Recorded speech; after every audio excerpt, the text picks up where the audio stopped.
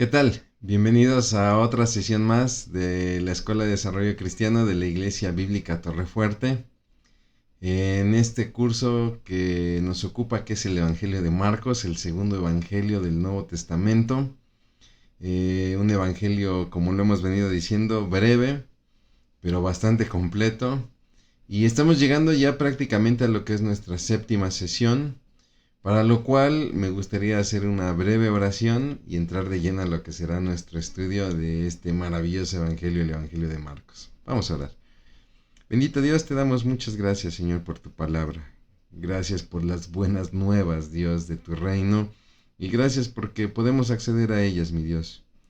Te pedimos encarecidamente, Padre, que seas tú abriendo nuestros corazones para estar dispuestos a lo que tú quieras ministrar en nosotros.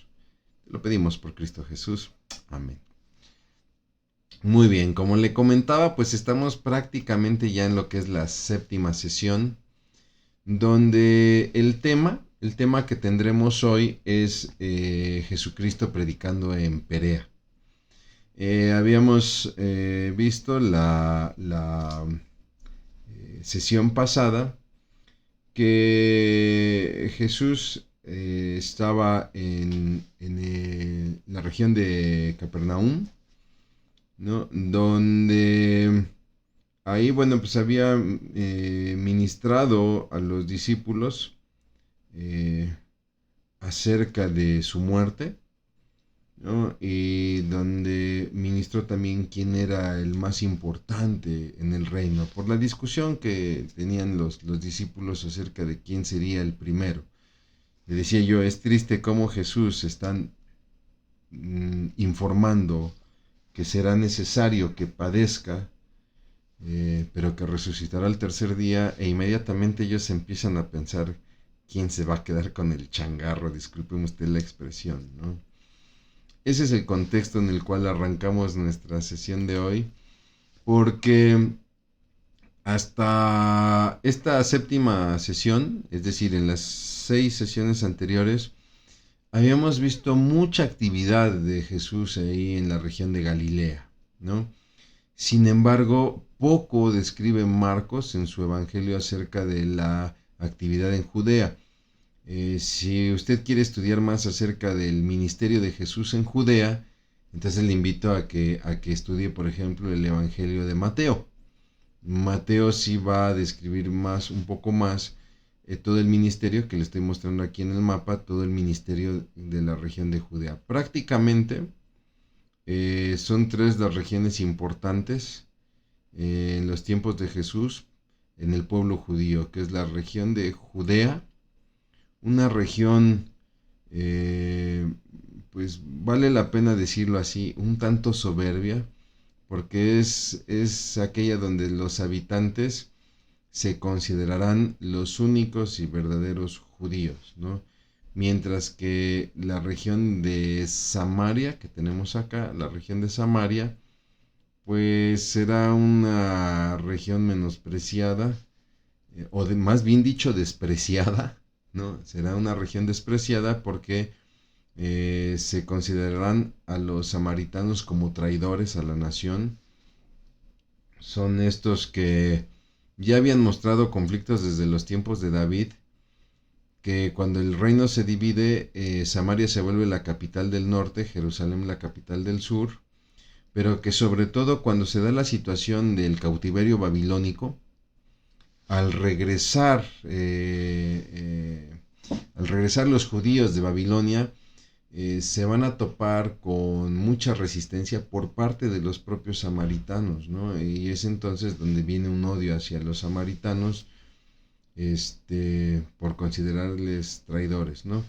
La última región, la del norte, es esta de acá, que es la región de Galilea, donde, bueno, pues esta sí es una región menospreciada. ¿Por qué? Porque es una región donde no habrá muchos judíos, más bien ahí habitará mucho gentil, ¿no? Entonces, para el judío celoso de la ley, pues la región de Galilea está contaminada, ¿no? Y Y no solamente eso, sino que los tendrán como por indoctos, por tontos, ¿no? Es así. Por eso es que en los evangelios, de repente, o en el Nuevo Testamento, de repente las personas se sorprendían de que Pedro, de que Juan ministraran. ¿No son estos Galileos? O sea, un Galileo no conoce la ley, no brillan por su desempeño en la sinagoga, ¿no? Lo que pasa con Marcos es que Marcos nos va a narrar mucho el ministerio de Jesús en la región de Galilea. De hecho, en sesiones pasadas hablamos acerca de el ministerio de Jesús alrededor del mar de Galilea, ¿no? No quiere decir que es la única región en la cual Jesús ministró. Jesús ministró, por ejemplo, aquí en la región de Fenicia, en dos ciudades importantes como será Sidón y Tiro, ¿no? Y también lo veremos constantemente, por ejemplo, en la región de Decápolis. Toca en turno hoy hablar del ministerio aquí en la región de Perea, ¿no? ¿Por qué Marcos se enfoca mucho más en el ministerio de Jesús en Galilea que en el de la propia Judea?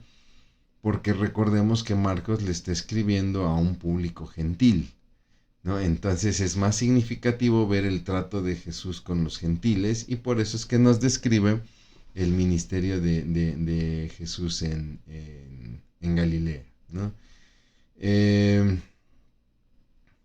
Es así entonces que Jesús sale de Capernaum, le repito, acababa de ministrar con los discípulos. Es esta situación que se da de los fariseos que estaban discutiendo con los discípulos. Jesucristo llega, esto en Capernaum, ¿qué está sucediendo acá?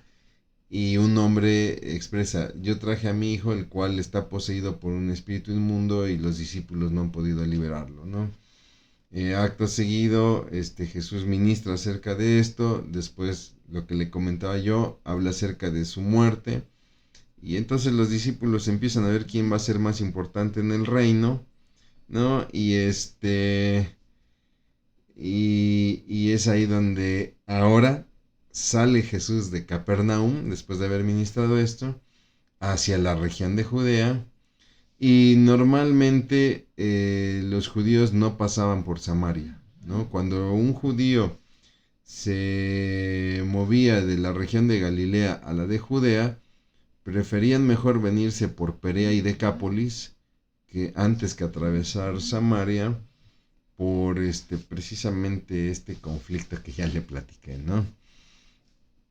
Va a llegar ahí a Perea, al oriente del Jordán. Esta es la región oriente del Jordán, ¿no? Llegará aquí a Perea, y llegará a escasos 5 meses antes de ser crucificado, ¿no? Jesús va a participar en 4 Pascuas. Bueno, va a participar en muchas Pascuas, pero hablando del ministerio público, a partir de que Jesús ya se revela a él, ¿no? Arrepentidos porque el reino de los cielos ha llegado, y empieza a llevar ya un ministerio público.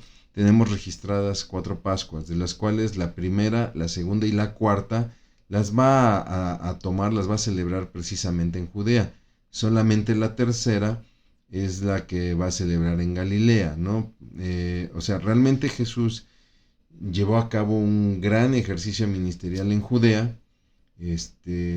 Como le repito, Lucas, Mateo nos describen mucho del ministerio en Judea, sobre todo Mateo. ¿Por qué? Porque Mateo está escribiendo su evangelio a los judíos, ¿no? Marcos no lo va a hacer así. Él está escribiendo a un público gentil, por eso es que detalla más Galilea. Pero este dato de las 4 Pascuas nos permite o nos ayuda a determinar, por ejemplo, la edad de Jesús. A Marcos eso no le interesa realmente. No le interesa ni la genealogía ni la cronología de Jesús, ¿no?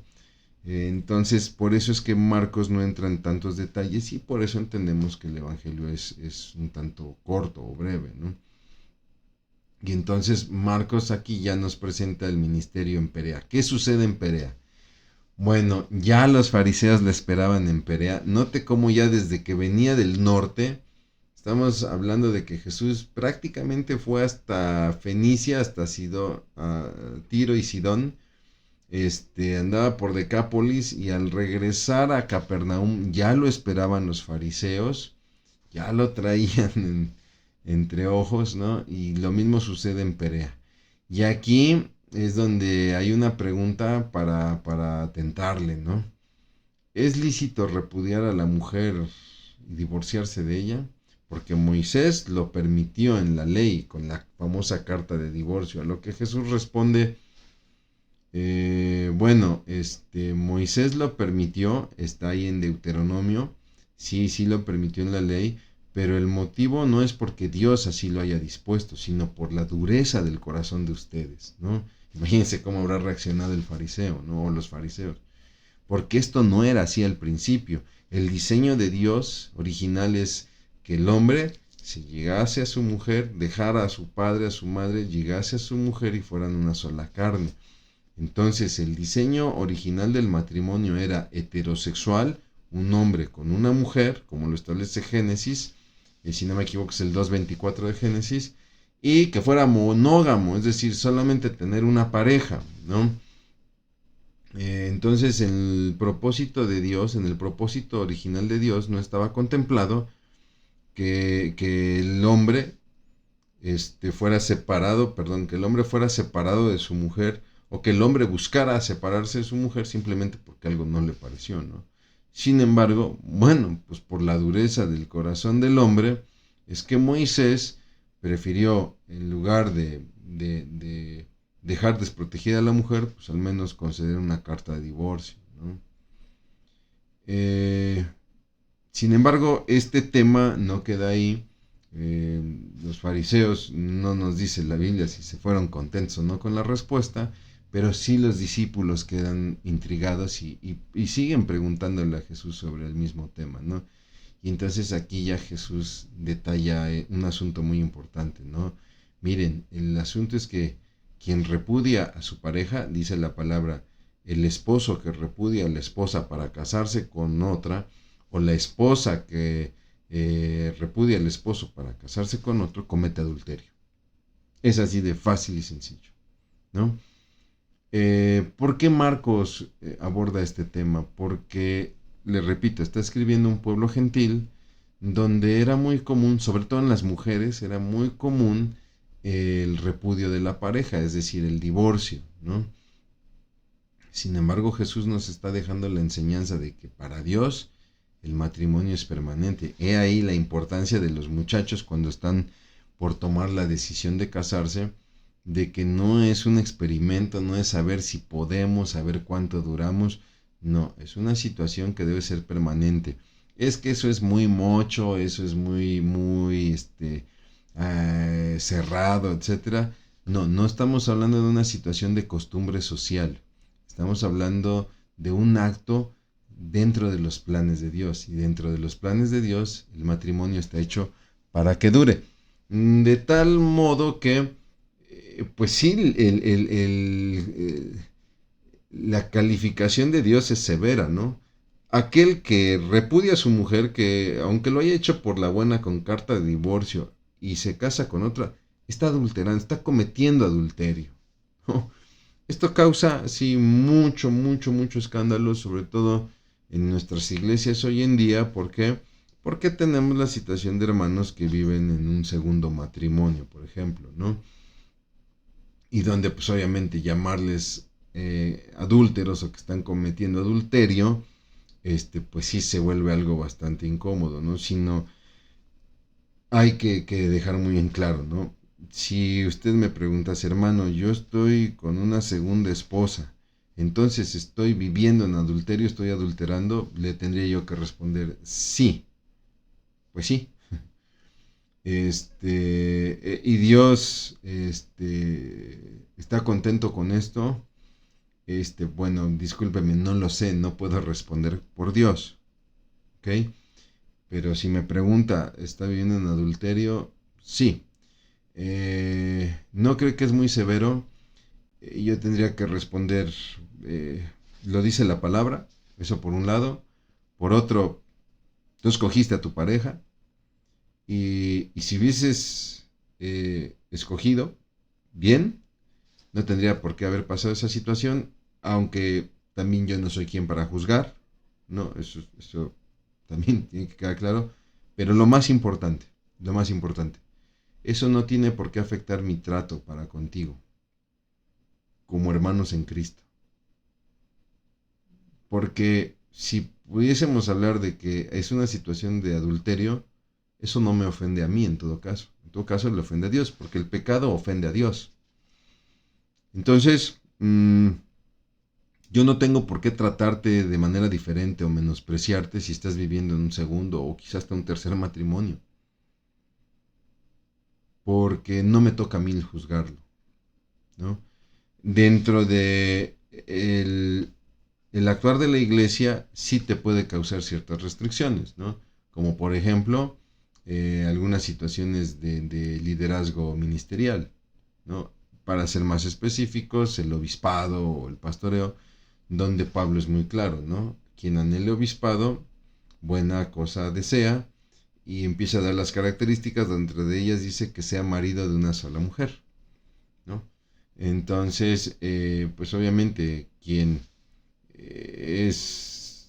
está ejerciendo como pastor y de repente se quiere divorciar, pues lo más sano sería que ya no pastoree, ¿no? Yo sé que usted me puede decir, yo conozco una iglesia donde lo hacen diferente. Bueno, es que eso ya depende también de la iglesia si lo acepta o no. Yo estoy tratando como de determinar la postura de nuestra iglesia de acuerdo a la palabra, ¿no?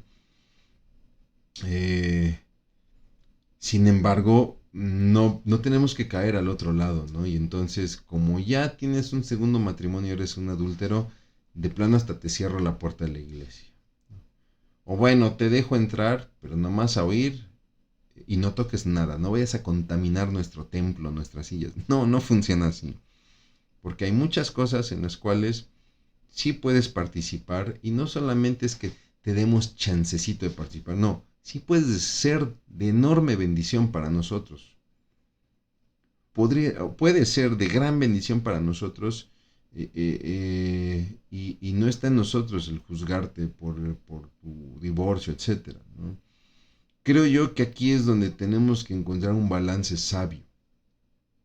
Yo he tenido la oportunidad de conocer hermanos que viven un segundo matrimonio y que en verdad tienen mucho valor como cristianos y que a mí me han ministrado y me han sido de enorme bendición, ¿no? Que si me dijeran, en ti está la decisión de ponerlos a servir, por ejemplo, en el pastoreo, digo, yo no tengo esa facultad, ¿no? Pero si la tuviera, yo les tendría que decir que no, por todo lo que he comentado, ¿no? Pero yo no los rechazaría, no los repudiaría, porque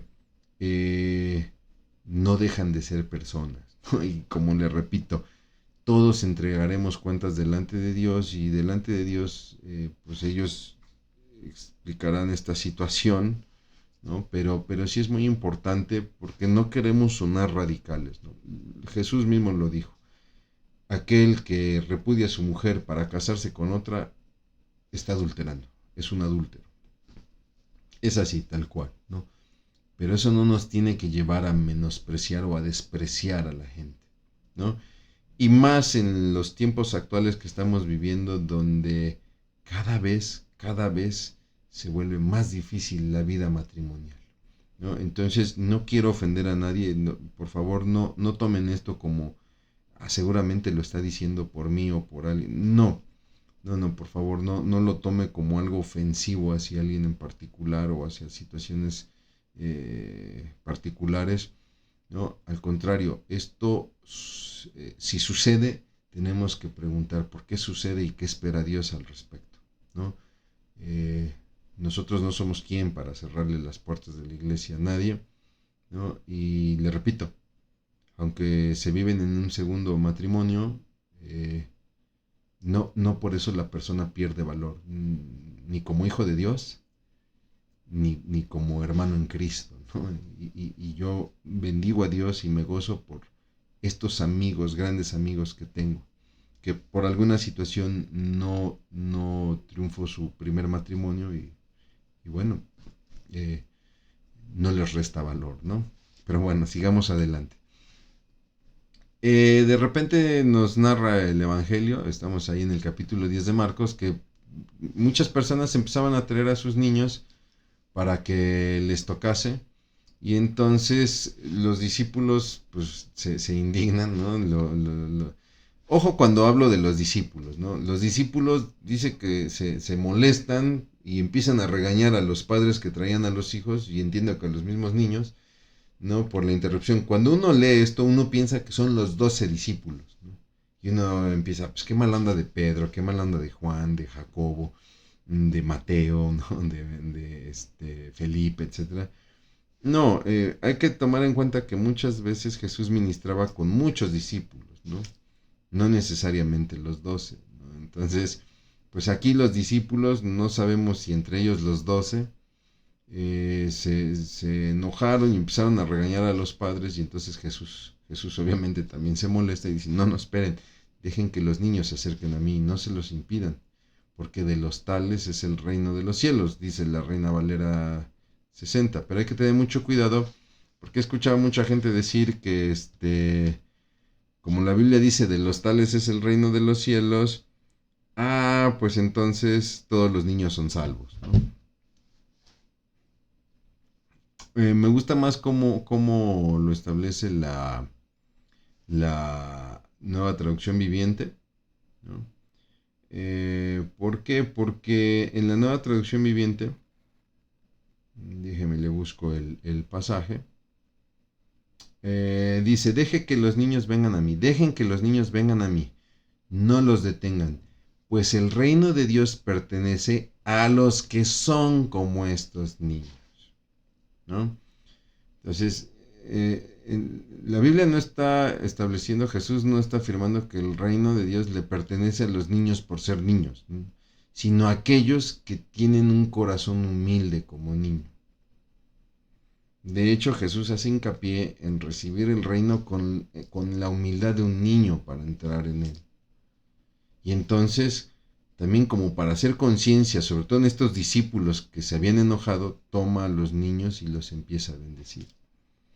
Pero esto no tiene que dejar una enseñanza a usted y a mí como padres, ¿no? Porque necesitamos entender que nuestros hijos necesitan tener una relación propia con Jesús. Yo no puedo llevar a mis hijas a la iglesia del Dios de su papá. Ellas tienen que ir a la iglesia de su propio Dios. Ellas tienen que también tener su propia batalla con Dios. Así como de repente usted y yo nos desconcertamos y le preguntamos a Dios, Señor, ¿qué está pasando? ¿Por qué? Ellos también tienen que pasar por ese proceso, y a veces cometemos el error de querernos interponer, ¿no? Queremos ser como estos padres que, pues mira, te voy a llevar con él, y a lo mejor hasta estás enfermo de la panza, pues a lo mejor él te toca y sanas, ¿no? Y Jesús le da un vuelco a esta historia, ¿no?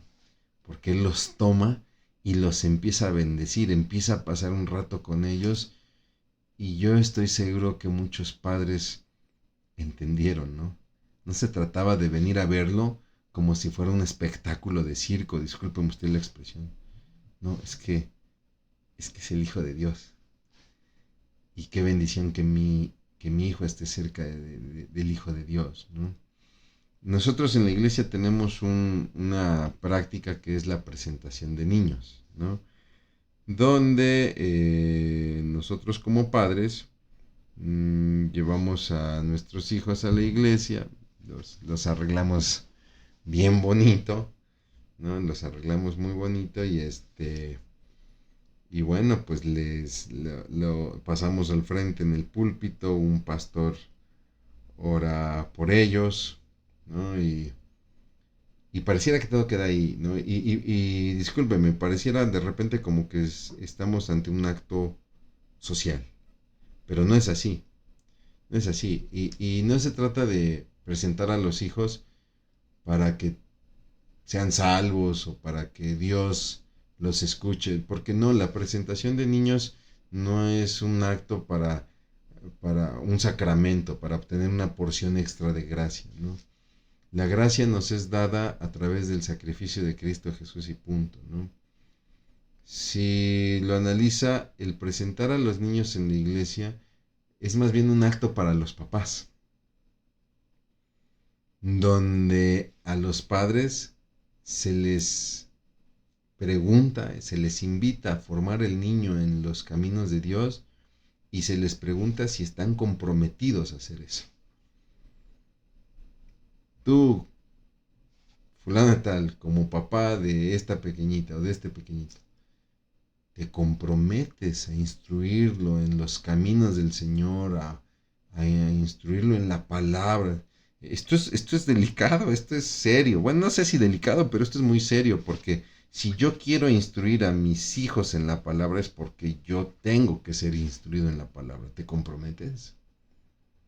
No se trata de ponerte muy guapo y pasar al frente y que oren y de ahí nos vamos a comer, porque no es un acto social, es un acto que tiene un significado más allá de... Y muchas veces estas presentaciones se basan mucho en este pasaje donde Jesús nos enseña que los niños tienen que tener también su propia relación con Él. Bendito sea nuestro Dios. Eh, es así que entonces Jesús traerá una enseñanza muy interesante acerca del reino de Dios, porque están a punto de salir de Perea hacia Jerusalén y entonces los aborda un hombre. La Biblia dice que es un joven, que le hace una pregunta, ¿no? Maestro bueno, ¿qué haré para heredar la vida eterna?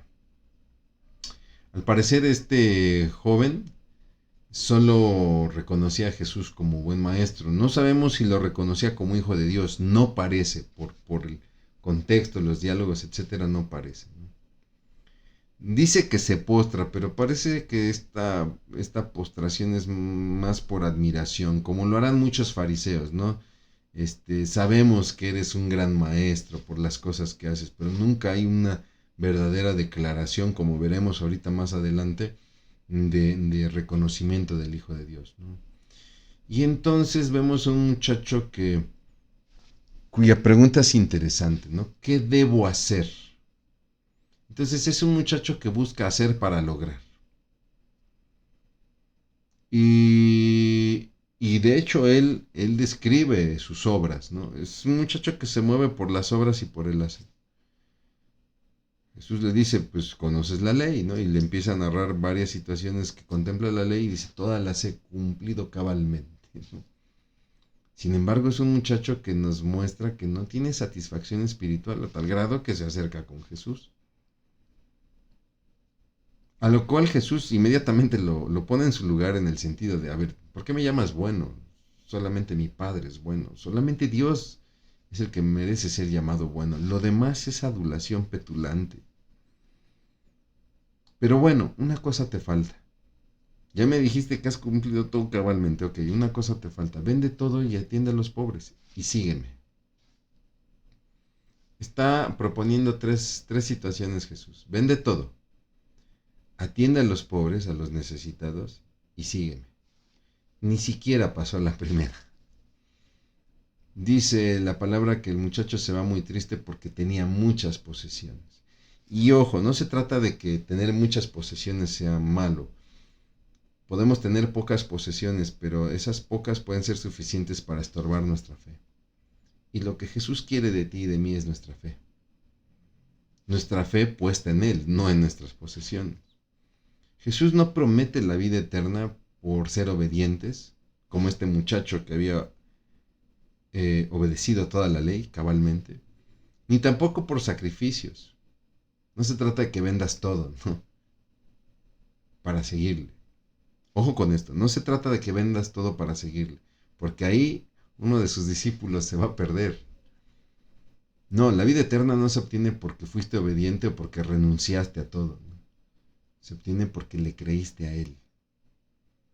A tal grado que Jesús lo va a ejemplificar, va a ministrar a los discípulos y les va a decir cuán difícil es para aquel que confía en sus riquezas entrar en el reino de los cielos. Es más fácil pasar un camello por el ojo de la aguja.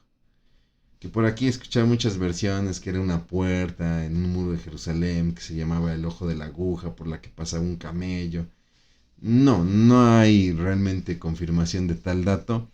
Pensamos que es una hipérbole, una exageración, donde sí está hablando de una aguja para coser y de un camello.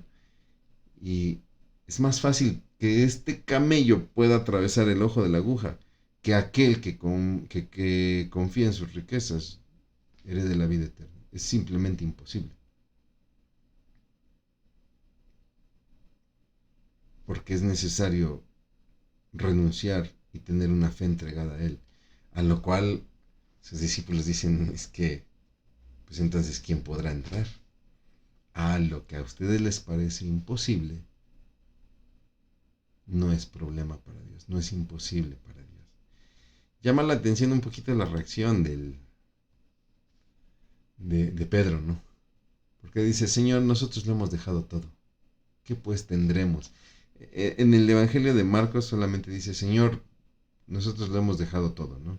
Mateo es el que nos comparte esta pregunta acompañada, ¿no? ¿Qué pues tendremos? Note usted cómo Pedro sí está pensando en la recompensa. Ok, nosotros hemos sido obedientes y lo hemos dejado todo. Pedro está pensando en la entrada al reino por recompensa.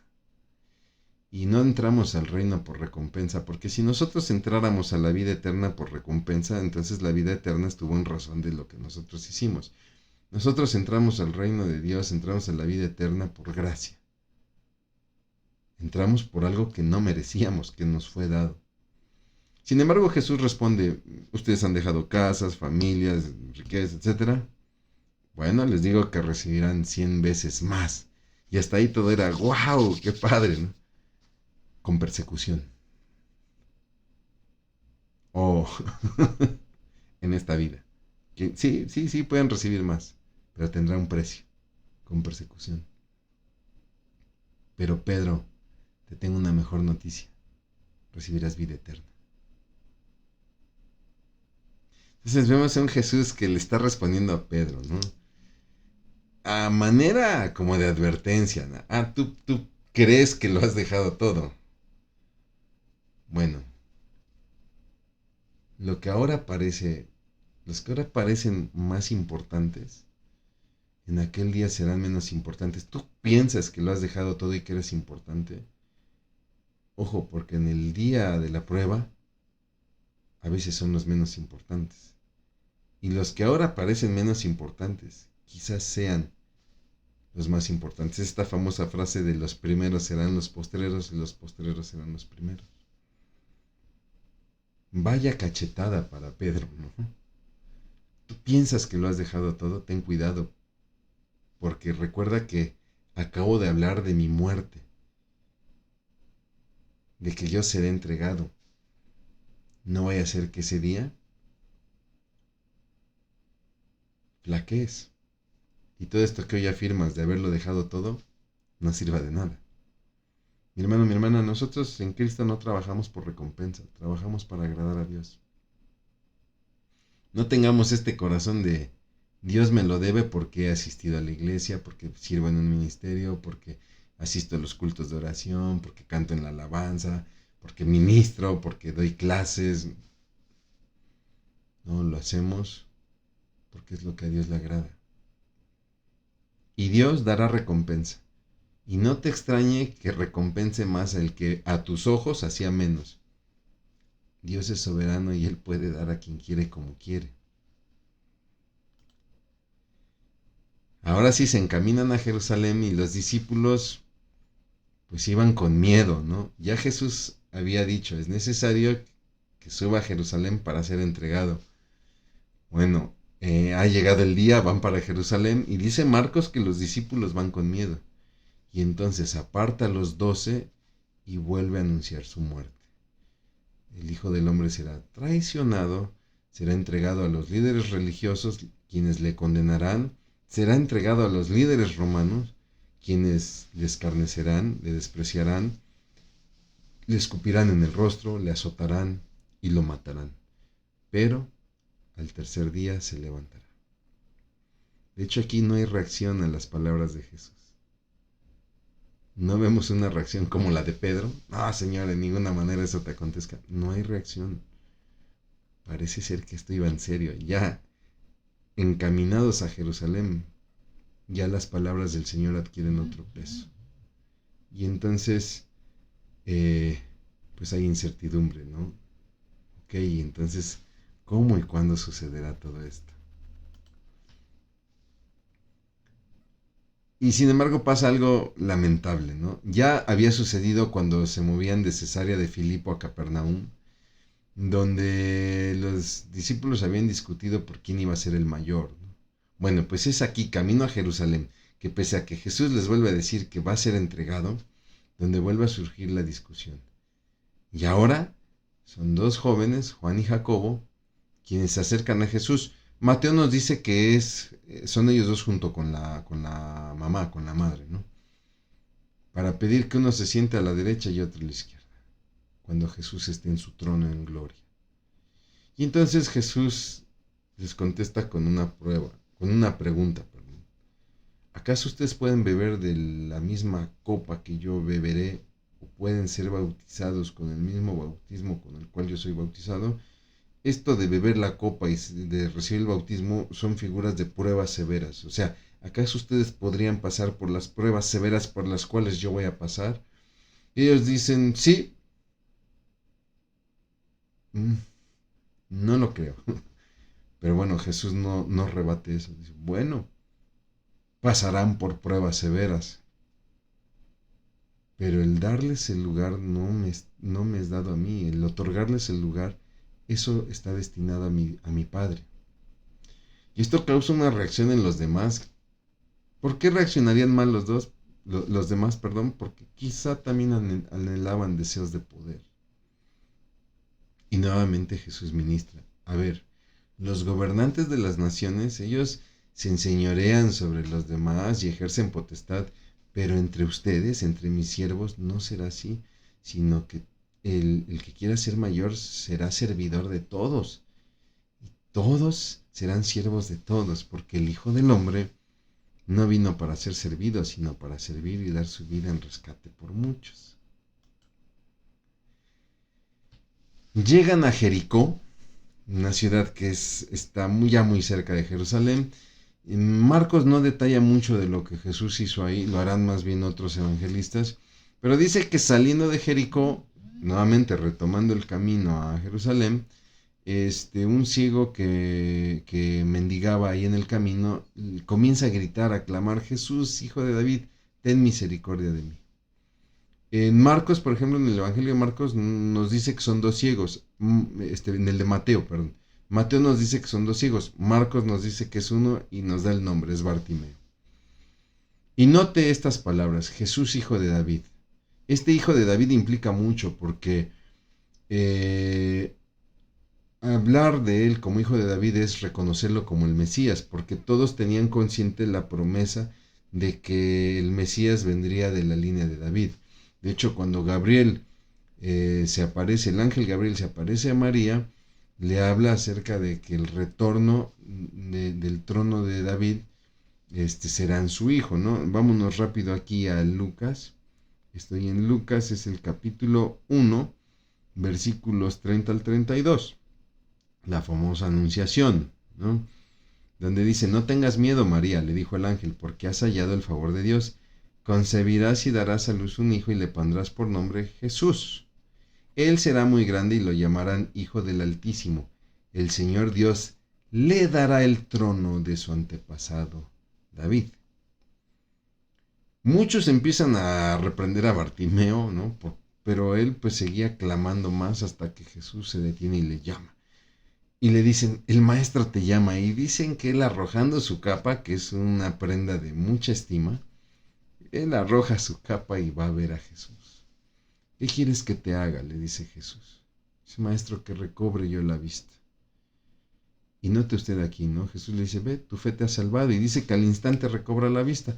Es curioso porque en otras situaciones veíamos que Jesús escupía en tierra, hacía un lodo, lo colocaba en los ojos, o escupía directo a sus dedos y tocaba los ojos, etc. Aquí no, aquí simplemente da la palabra.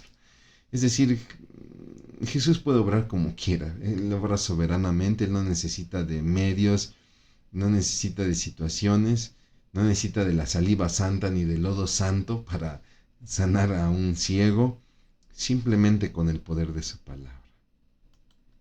Y bueno, para terminar, para reflexionar, ¿cómo impacta, por ejemplo, en su matrimonio? Hablamos de los planes originales de Dios para el matrimonio. ¿Cómo impacta en su matrimonio esta verdad? O si eres un joven y tienes planes de casarte, ¿cómo impacta en tu corazón el plan original de Dios respecto al matrimonio? Si eres padre, ¿cómo permites que tus hijos tengan una relación personal con Dios? Porque Dios no tiene nietos. ¿Cómo permites que tus hijos se acerquen a Dios? ¿Qué podría pedirte Jesús que entregues y que te pudiera causar tristeza? Como aquel joven rico que le pidió venderlo todo, ayudar a los pobres y seguirlo. ¿Qué podría pedirte Jesús que te cause tristeza? No te sientas mal, ¿eh?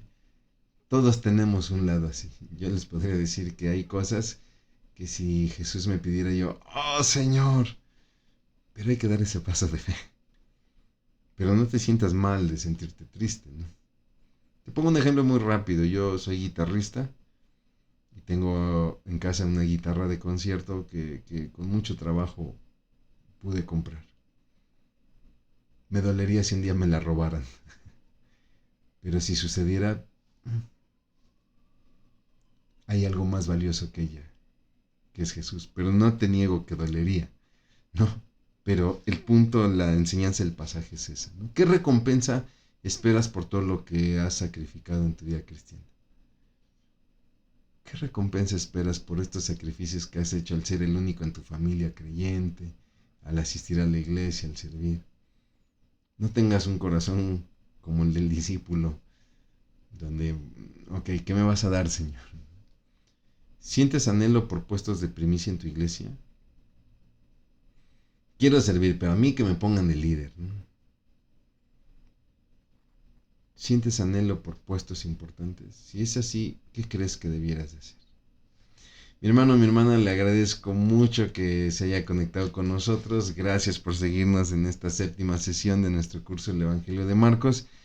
Le invito por favor a que siga leyendo el Evangelio, a que siga usted repasando sus notas, sus apuntes, que se ayude por ejemplo de lecturas de otras versiones. Tiene usted La Dios habla hoy, la Nueva Traducción Viviente, Nueva Traducción Internacional, Reina Valera en sus versiones 1909, 1960. Le recomiendo la 1977, es una revisión que contempla los escritos de Qumran, las versiones actuales como la 1995, etcétera. Vamos, hay mucho material, mucha riqueza.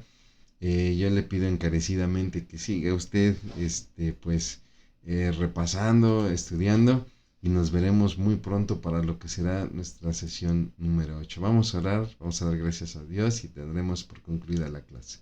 Bendito Dios, te damos gracias por tu palabra, gracias por todas estas verdades que atesoras en nuestros corazones.